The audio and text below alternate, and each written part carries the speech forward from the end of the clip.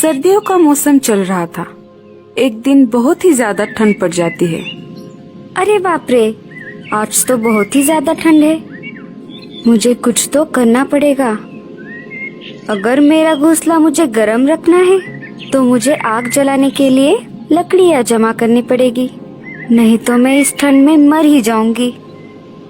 लेकिन मैं ये काम अकेली नहीं कर सकती, मुझे किसी की मदद लेनी पड़ेगी।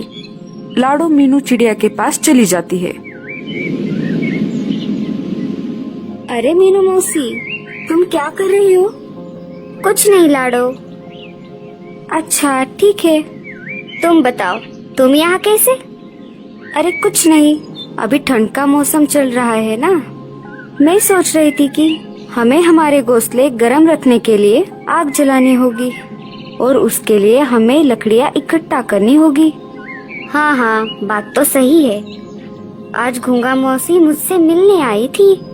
वो कह रही थी कि ठंड के साथ बर्फबारी भी होने वाली है। मेरे तो ठंड की वजह से अभी से हाथ पैर कांप रहे हैं। तो बताओ कब जाना है लकड़ियाँ लेने को? अभी शाम हो गई है, हम सुबह घर का सारा काम निपटा के फिर चले जाएंगे। हाँ हाँ, कल सुबह जाएंगे। अगले दिन सुबह मीनू और लाडो लकड़ियाँ जमा करने के लिए निकल पड़ती है। उड़ते उड़ते उन्हें रास्ते में कालू कौवा धूप सेकते हुए उन्हें दिखाई देता है। मीनू लाडो चिड़िया से कहती है, देख लाडो, ये आलसी कौवा कैसे मजे में धूप सेक रहा है।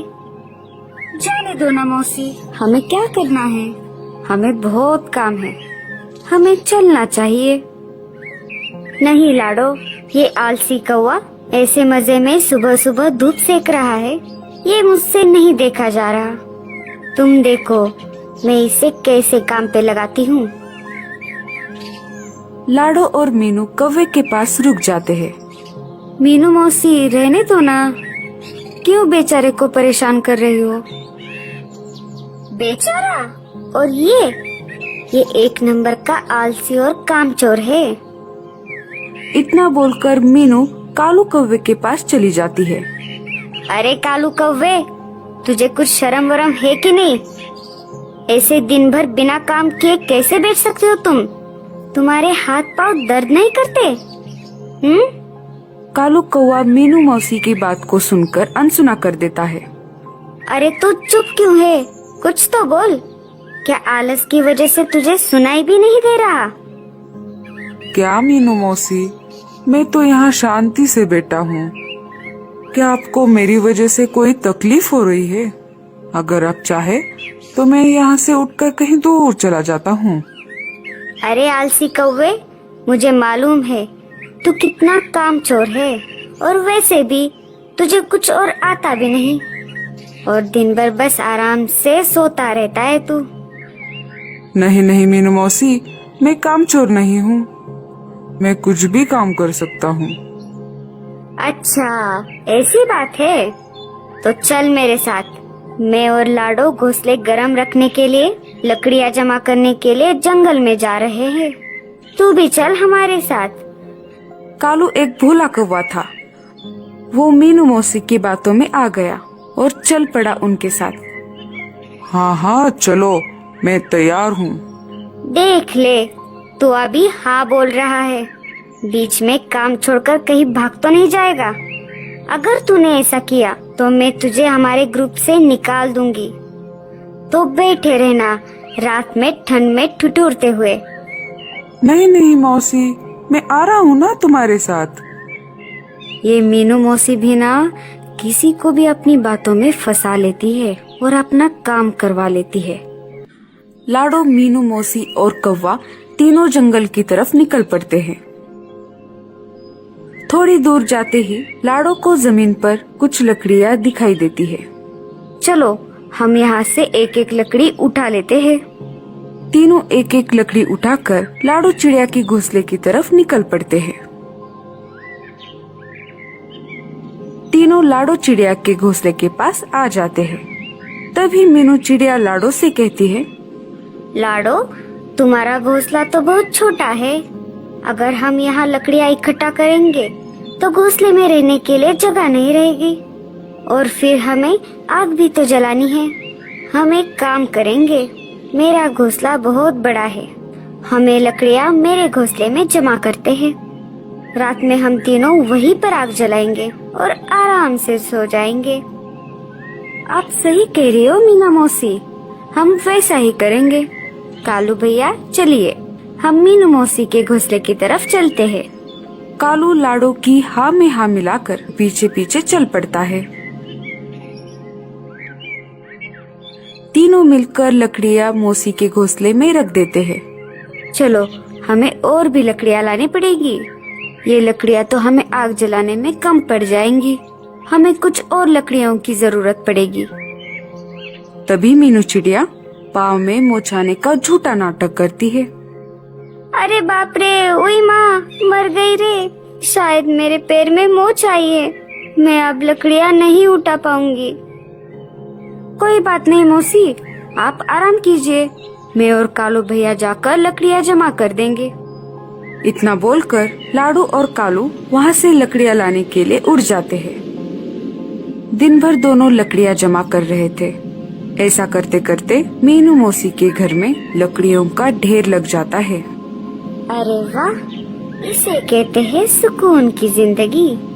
रात में तीनों मिलकर मौसी के घर आग जला लेते हैं और आराम से सो जाते हैं। जब सुबह हो जाती है, कालू कहता है कि कल तो बहुत अच्छी नींद आई मुझे, लेकिन अब मुझे बहुत ज्यादा भूख लग रही है। भूख तो मुझे भी लगी है कालू भैया, देखते हैं मीनू मौसी के घर कुछ खाने के लिए है कि नहीं। लाडो मीनू मौसी से कहती है, अरे मीनू मौसी, हमें बहुत भूख लगी है, क्या आपके पास कुछ खाने को है? हाँ हाँ, मेरे पास थोड़ा अनाज बचा है, ये लो। आखिर तुमने हमारे लिए इतना सारा काम जो किया है। दोनों थोड़ा थोड़ा करके अनाज खा लेते हैं। खाना खाने के बाद लाडो कालू से कहती है, चलो कालू भैया, हमें और लकड़ियाँ जमा करनी होगी।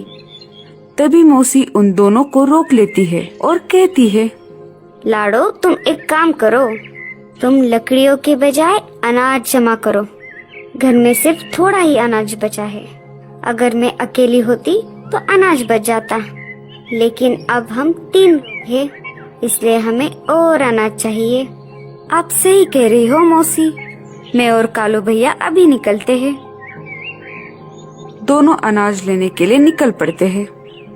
उधर लाडो और कालू मेहनत कर रहे थे और इधर मतलबी मीनू मौसी मजे से अपने घोंसले के बाहर धूप सेकते हुए बैठी थी। ये सर्दियाँ कितनी अच्छी होती है, रात में आग जलाओ और दिन में मस्त धूप सेको। ये दोनों अनाज लेकर वापस आए, तब तक मुझे घर का दरवाजा अंदर से बंद कर लेना चाहिए। मैंने उन दोनों से झूठ कहा है कि अनाज खत्म हुआ है, लेकिन ऐसा नहीं है, मैंने बहुत सारा अनाज पहले से ही जमा करके रखा हुआ है। अब मेरे पास रात में आग जलाने के लिए लकड़ियाँ भी बहुत है। मेरी पूरी सर्दियाँ ऐसे ही मस्त निकल जाएंगी। इधर लाडू और कालू अनाज ढूंढते ढूंढते बहुत दूर तक आ जाते हैं और उन्हें वापिस आते आते रात हो जाती है और इधर मीनू मौसी घर का दरवाजा बंद कर देती है। रात हो जाती है और दोनों मीनू मौसी के घर के बाहर आ जाते हैं। लाडो घर का दरवाजा खटखटाती है। मीनू मौसी, ओ मीनू मौसी, दरवाजा खोलिए, हम हैं। शायद मौसी सो गई है, मैं देखता हूँ। अरे मौसी, जल्द दरवाजा खोलिए, बाहर बहुत ठंड है। अगर तुम थोड़ी देर दरवाजा नहीं खोलोगी तो हम यहीं पर जम जाएंगे। मीनू मौसी को उन दोनों की आवाज सुनाई दे रही थी, लेकिन मतलबी मीनू मौसी ने दरवाजा नहीं खोला। वो चुपचाप अपने घोंसले में सोती रही। कालू भैया, शायद मीनू मौसी सो गई है, चलो हम मेरे घोंसले में चलते हैं। मेरे घोंसले में थोड़ी लकड़ियाँ पड़ी है, हम आज रात वही लकड़ियाँ जलाकर सो जाएंगे। हाँ हाँ, चलो चलो। थोड़ी देर बाद मीनू खिड़की से झांक कर देखती है। मुझे लगता है शायद वो दोनों चले गए होंगे। मैं अब अकेले ही आग जला देती हूँ। मीनू मौसी आग जला देती है। अरे बाप रे, आज तो बहुत ही ज्यादा ठंड है। मुझे और ज्यादा लकड़ियाँ जलानी पड़ेगी। मेरे पास तो बहुत ज्यादा लकड़ियाँ हैं। मीनू मौसी लकड़ियों के ढेर को खींचने लगती है। तभी लकड़ियों का ढेर खिसक कर आग में आ जाता है और वो लकड़ियाँ भी आग पकड़ लेती है। अरे ये क्या हो गया? कोई मुझे बचाओ। लाडो, कालू, कहाँ हो तुम दोनों? अरे कालू भैया, ये तो मौसी की आवाज लग रही है। मुझे लगता है वो मुसीबत में है। हमें जाकर देखना होगा। जैसे ही वो दोनों मौसी के घोंसले के बाहर आ जाते हैं तो देखते हैं कि घोंसले की चारों तरफ आग लगी होती है। कालू हिम्मत और बहादुरी से दरवाजा तोड़ देता है और मौसी को आग से बाहर निकाल लेता है। मौसी के पंखों को आग लग चुकी होती है। तभी कालू कौवा मीनू मौसी को पास वाले तालाब में छोड़ देता है। मौसी की जान बच जाती है। मौसी पानी से बाहर आ जाती है और कालू कौवे को कहती है, मुझे माफ कर दो। मैं मतलबी हो गई थी। पाँव में मोच आई है, ये मैंने झूठ कहा आप दोनों से और सारा काम तुम दोनों से करवाया। तुम्हारे आने से पहले ही दरवाजा भी बंद कर दिया। लेकिन मुझे मेरी लालच की सजा मिल गई और मेरा ये एक पंख भी जल गया। मीनू मौसी को अपनी गलती की सजा मिल चुकी थी।